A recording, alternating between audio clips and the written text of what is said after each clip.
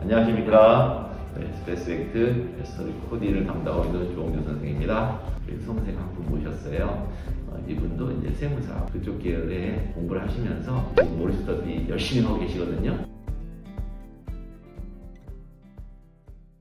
제가 원하는 이제 공부 방식은 기본서를 철저하게 이해를 하고 기본서를 반복적으로 학습한 뒤에 문제집을 풀고 모의고사 보고 이런 식으로 공부를 해왔고요. 제가 이 공부 방법을 세무사 시험에 적용하면서 어려웠던 점은 세무사 온라인 강의를 저는 보면서 공부를 했고요. 온라인 강의가 2달 정도 봐야 되더라고요. 하루에 3강의씩 6강의씩 보게 되는데 소요되는 시간이 8시간에서 10시간 정도 됐었고요. 욕심이 많은 편이어서 하루에 13시간씩 공부하더라도 문제 푸는 시간이 굉장히 부족했습니다.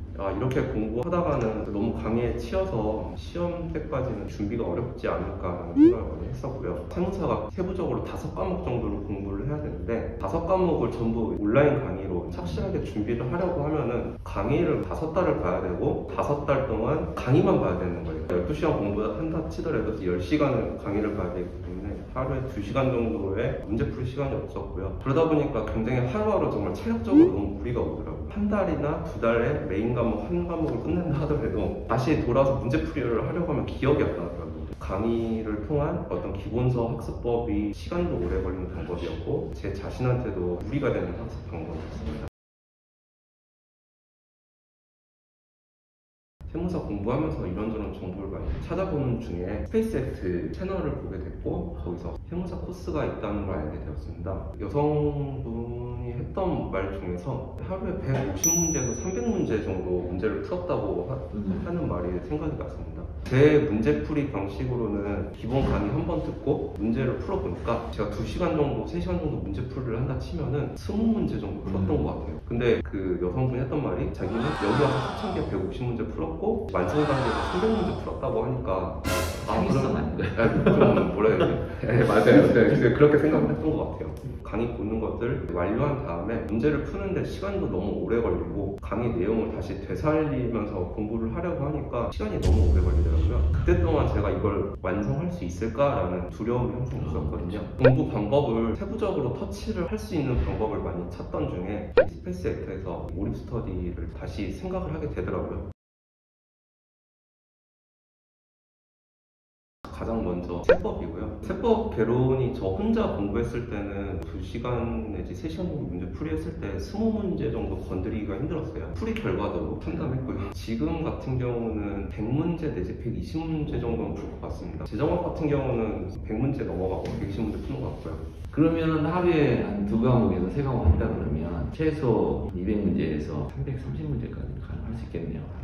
세상에 사기죠.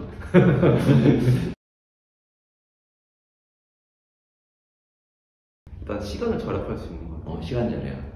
대부분의 수험생들이 기본서 보고 문제집 하는데 기억이 안 나서 다시 기본서 보든가 다시 강의 보든가 뭐 이런 식으로 하게 되는데요. 이제 여기서는 빡빡한 스케줄이라고 할 수도 있는데 거기에 맞춰서 문제풀이를 하다 보면은 그런 거에 집착을 안 할 수가 있어요. 나의 기준에서 완성도를 체크하는 게 아니라 그날의 진도 범위하고 문제수를 이만큼 소화를 했다. 그리고 다시 1, 2, 3, 8 학습법에 의해서 다시 돌아가서 다시 본다. 그런 시스템화해서 내가 공부를 할 수 있기 때문에 나의 어떤 비효율적인 공부 방식이라든가 이런 게 좀 떨쳐졌던 것 같습니다. 3가지 시간 절약, 공부를 할 때 있어서의 목표점 설정이 좀 명확하다. 그 다음에 상담하기 위해서 어느 지점까지는 보여줘야 되는 지점들이 있으니까. 저 같은 경우는 지금 이제 객관식이 완성 단계로 들어간다고 감히 말씀을 드릴 수 있을 것 같고요. 지금부터 오히려 2차 공부를 할 수도 있을 것 같고요. 저희가 누적 읽기라는 걸 하게 되는데 그 누적 읽기를 통해서 계속 이제 유지하는 방향으로 해서 시험을 준비하게 될 것 같고요. 이렇게 하면서 문제풀이가 되게 편해지고 익숙해지는 에너지 소모가 많이 덜 하게 되는 이런 효과가 있는데 이런 거를 꾸준하게 유지하기 위해서 모의고사 계속 할 것 같습니다. 그래서 이제 플랜은 좀 심플한 게 제일 좋은데요. 모리스터디에서 플랜 짜드릴 때 하는 목적은 딱 2개밖에 없어요. 첫 번째는 시험장 가기 전에 전 범위를 다 보자. 모든 과목에 6단계를 통해서 조건화되어 있는 거 읽으시는 거 최대한 빨리 읽을 수 있도록 더 많이 빨리 속도감 낼 수 있도록 좀 더 신경을 써주시면 다음에는 선글라스를 벗고 합격자 촬영을 이제 하기로 합시다. 네. 오늘 수고 많으셨고요. 네. 다음에는 선글라스를 벗는 방식으로 한번 촬영해 보도록 하겠습니다. 수고하셨습니다. 감사합니다.